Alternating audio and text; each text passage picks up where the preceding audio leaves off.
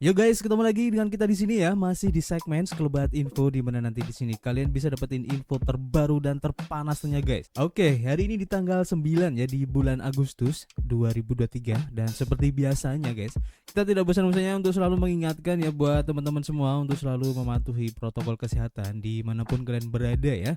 Apalagi kalau kalian ada di keramaian karena di luar sana banyak sekali virus-virus dan juga penyakit yang mengancam kesehatan kita guys. Oke, kita langsung saja melihat bagaimana update dari global crypto market cap seperti yang terlihat ya dari data coin market cap di sini menunjukkan adanya kenaikan lumayan lah ya di 1,95% dan tentu saja ini adalah kontribusi dari Bitcoin dan juga teman-teman nongkrongnya ya. Dimana kalau kita lihat di sini untuk waktu 24 jam ke belakang Bitcoin ini mengalami kenaikan di 1,6% guys. Cukup lumayan ya. Nanti kita akan lihat perubahannya di grafik. Kemudian disusul juga oleh Ethereum mengalami kenaikan meskipun tipis ya di 1%. Kemudian untuk BNB di 0,37% masih tipis. SRP cukup lumayan di 3,12%. Kemudian untuk Dogecoin masih hijau juga di 1,6, Cardano 1,9, Solana di 5% ya, cukup lumayan untuk Solana ini. Dan apakah ini menunjukkan ya bahwa ekosistem dari Solana sudah mulai bangkit lagi? Nanti kita akan coba cari tahu ya.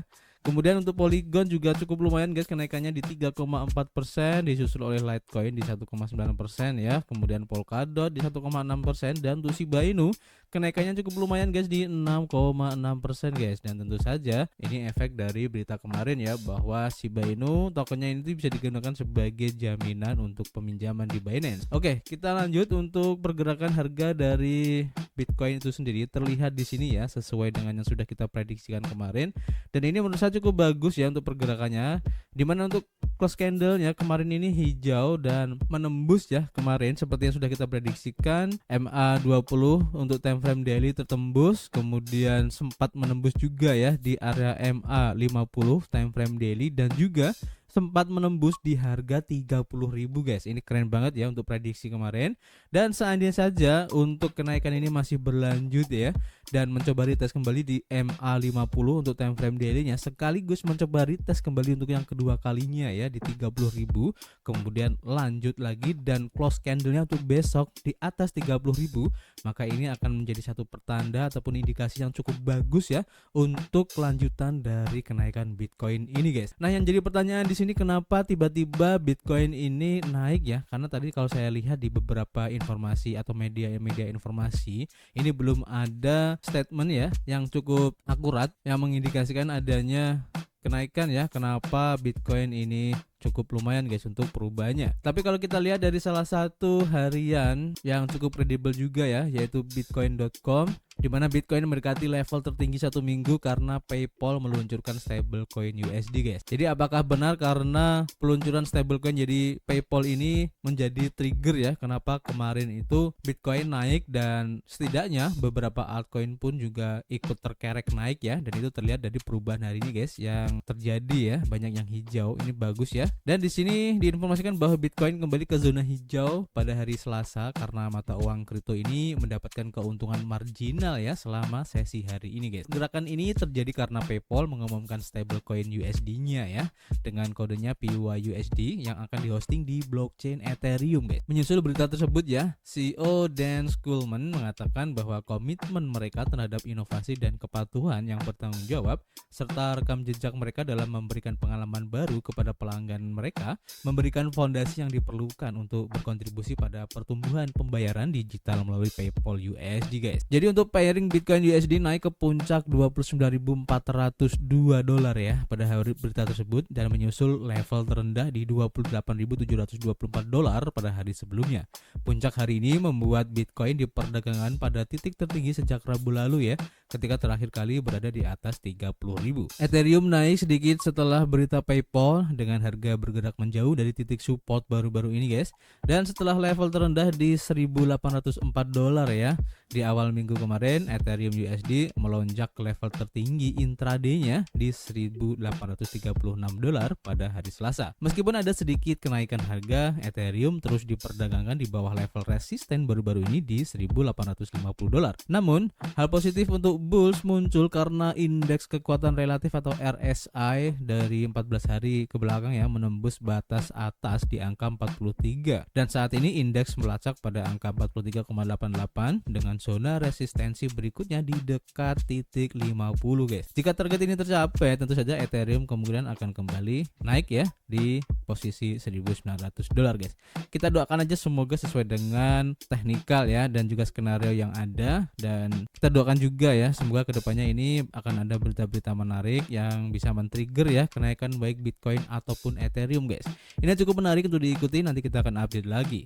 Dan kita langsung ke informasi berikutnya, kita lansir dari Watcher.guru di mana di sini diinformasikan bahwa untuk persetujuan ETF Bitcoin BlackRock ini adalah masalah kapan, bukan jika. Ini kata orang dalam ya. Jadi dalam panggilan pendapatan baru-baru ini, CEO dari Galaxy Mike Novogratz menyatakan keyakinannya pada persetujuan akhir dari dana yang diperdagangkan di bursa ETF Bitcoin. Mengutip informasi orang dalam dari BlackRock dan juga Invesco, menurut kontak orang dalam ini, persetujuan dianggap sebagai masalah kapan guys, bukan jika, dan diharapkan terwujud dalam 4 hingga 6 bulan ke depan. Rincian yang dibagikan oleh Eric Balchunas, seorang analis ETF senior di Bloomberg, menunjukkan antisipasi persetujuan ETF Bitcoin telah memicu semangat kompetitif di antara para pemimpin industri. Balchunas juga menyoroti poin Cathie Wood selama diskusi ETF IQ.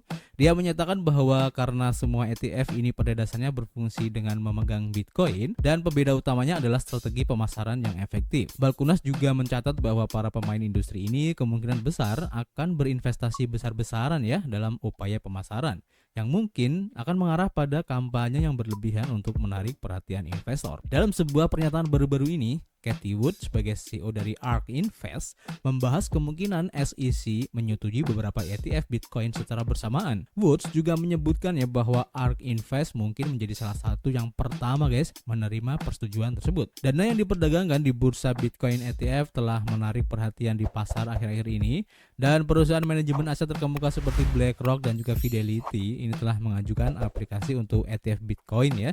Namun demikian, ketidakpastian yang meningkat mengelilingi persetujuan ETF Bitcoin dan waktu persetujuan tersebut jika diberikan. Jadi kita masih menunggu update ya dari BlackRock untuk aplikasi ETF-nya. Kita akan update lagi nanti guys.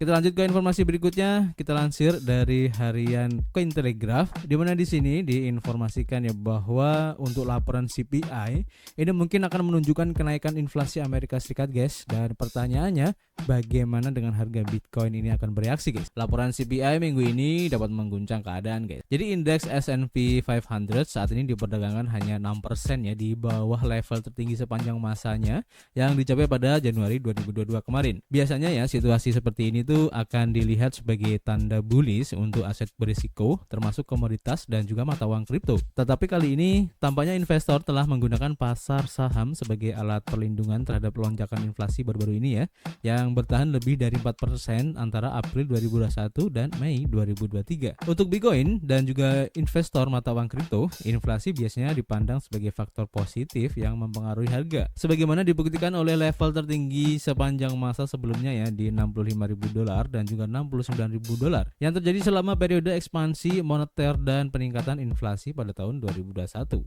Namun situasi saat ini berbeda karena inflasi kembali naik sementara Federal Reserve telah secara efektif ya mengurangi likuiditas dalam sistem. Akibatnya, dampak inflasi terhadap mata uang kripto masih belum pasti. Penurunan 7 hari terakhir pada raksasa teknologi termasuk Fortinet dengan penurunan di 25,7%, kemudian ada Block Incorporation atau SQ dengan penurunan 20,5%, kemudian ada PayPal yang turun juga ya di 15%, Shopify turun di 14,8% dan Palo Alto Networks yang turun juga ya di 13,9%. Telah menarik perhatian para investor guys, terutama karena adanya ekspansi kenaikan suku bunga tambahan dari Komite Pasar Terbuka Federal pada 20 September. Para ekonom memprediksi bahwa indeks harga konsumen untuk bulan Juli ini yang akan diumumkan ya pada 10 Agustus nanti akan berada di kisaran 3,3%, melampaui angka bulan sebelumnya yaitu di 3% dan melebihi target 2% dari Bank Sentral. Dengan tingkat pengangguran terakhir ya sebesar sebesar 3,5% di bulan Juni, mendekati level terendah dalam 40 tahun terakhir.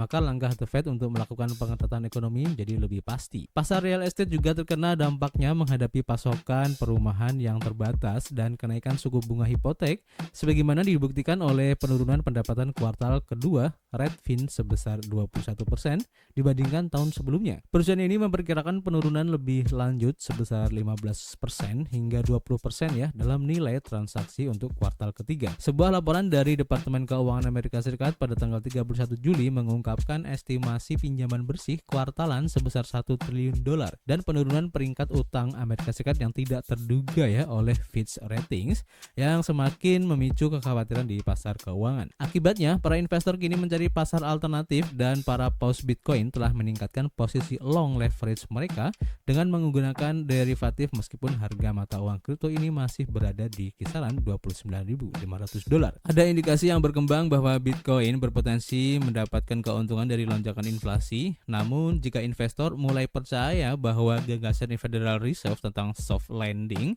untuk ekonomi tidak mungkin terjadi dan bahwa resesi yang parah sudah di depan mata, maka mereka cenderung memilih treasury dan posisi kas pada awalnya. Dalam jangka pendek hingga menengah, tidak banyak bukti yang menunjukkan bahwa Bitcoin akan mengalami lonjakan yang signifikan jika inflasi meluas di Amerika Serikat, guys. Namun demikian, masih ada harapan bagi para investor yang bullish karena mata uang kripto ini telah menunjukkan dukungan yang kuat ya di angka 29.000 dolar, guys. Jadi kita tunggu aja kira-kira efek dari CPI nanti pada tanggal 10 Agustus nanti seperti apa ya. Kita nanti akan update lagi. Kita lanjut ke informasi berikutnya, masih dari Cointelegraph ya. Dan di sini diinformasikan bahwa The Fed dari Amerika Serikat ini akhirnya meningkatkan pengawasan ya untuk keterlibatan bank dengan perusahaan kripto, guys. Batasan yang ditetapkan dalam program baru Federal Reserve memberikan langkah-langkah tambahan untuk pernyataan kebijakan awal yang ditetapkan pada bulan Januari. Federal Reserve Amerika Serikat yang memperluas cakupan program pengawasannya yang mengawasi bank-bank Amerika Serikat yang terlibat dalam industri mata uang kripto dan blockchain. Pengumuman pada 8 Agustus oleh Dewan Federal Reserve menetapkan program pengawasan aktivitas baru yang bertujuan untuk membatasi aktivitas terkait kripto tertentu dan memfasilitasi lapangan bermain yang lebih adil bagi bank yang terlibat dalam melayani industri aset digital. Program ini merupakan langkah tambahan untuk pernyataan kebijakan Dewan pada 27 Januari yang bertujuan untuk memastikan semua bank yang diawasi oleh The Fed tunduk pada batasan terkait kripto yang sama. Aktivitas yang diatur dalam program ini termasuk penyimpanan, peminjaman, perdagangan, penerbitan atau distribusi kripto termasuk stablecoin, menyediakan infrastruktur perbankan untuk perusahaan aset digital atau bekerjasama dengan perusahaan yang menggunakan teknologi, ledger atau buku besar terdistribusi juga diatur ya menurut surat dari Dewan. The Fed mengatakan bahwa tujuan dari program kegiatan baru-baru ini adalah untuk menyeimbangkan inovasi keuangan dengan praktik manajemen risiko yang tepat untuk memastikan keamanan dan kesehatan sistem perbankan. Bank-bank terdaftar yang terlibat dalam program berbasis risiko dapat diperiksa oleh Dewan The Fed yang akan mengevaluasi apakah kegiatan baru tersebut sesuai dengan kebijakan dan hukum Amerika Serikat. Kebijakan-kebijakan tersebut berlaku untuk bank-bank Amerika Serikat yang diasuransikan maupun yang tidak diasuransikan yang diawasi oleh Dewan. Meskipun program ini bertujuan untuk memberikan pengawasan yang lebih ketat terhadap bank-bank Amerika Serikat, Federal Reserve menyiratkan ya bahwa mereka tidak menghalangi bank-bank negara bagian untuk memutuskan hubungan dengan industri, mungkin termasuk sektor perusahaan aset digital, guys. Lebih lanjut juga ya, masih berhubungan dengan The Fed, diinformasikan di sini ya bahwa The Fed akan meminta persetujuan sebelum bank negara dapat menerbitkan, menahan atau melakukan transaksi pembayaran stablecoin kripto, guys. Dewan akan mengawasi aktivitas baru termasuk kemitraan yang kompleks dan berbasis teknologi dengan non-bank untuk menyediakan layanan perbankan kepada pelanggan dan aktivitas yang melibatkan aset kripto dan buku besar terdistribusi atau teknologi blockchain, guys. Selain itu ya, The Fed juga mengumumkan aturan baru pada hari Selasa yang harus diikuti oleh bank-bank negara bagian sebelum terlibat dalam aktivitas stablecoin. Ini termasuk menunjukkan kepada pengawas Federal Reserve bahwa mereka memiliki perlindungan yang tepat untuk melakukan aktivitas dengan aman dan sehat. Sepanjang tahun ini, Federal Reserve telah mengeluarkan lebih banyak panduan tentang kripto dan tidak mengherankan ya jika aturan baru tentang stablecoin muncul setelah PayPal mengumumkan stablecoin barunya yaitu yaitu PYUSD. Program ini juga akan berfokus pada kemitraan bank negara dengan perusahaan yang bukan pemberi pinjaman untuk memberikan layanan kepada pelanggan. Tujuan dari program pengawasan kegiatan baru ini adalah untuk mendorong manfaat inovasi keuangan sambil mengenali dan menangani risiko dengan tepat untuk memastikan keamanan dan kesehatan sistem perbankan, kata The Fed dalam sebuah pernyataan. Jadi kita tunggu aja apakah kebijakan ini akan menjadi sesuatu yang bagus atau malah justru akan membatasi gerak bagi para perbankan. Kita akan lihat ya nanti perkembangannya seperti apa. Dan untuk informasi hari ini dulu ya. Nanti kita akan update lagi jika ada informasi yang cukup menarik. Dan seperti biasa guys, kita masih menunggu kritik dan saran kalian di kolom komentar. Nanti kita bisa ngobrol banyak ya di dalamnya. Dan tentu saja kita akan ketemu lagi guys di informasi berikutnya. Peace.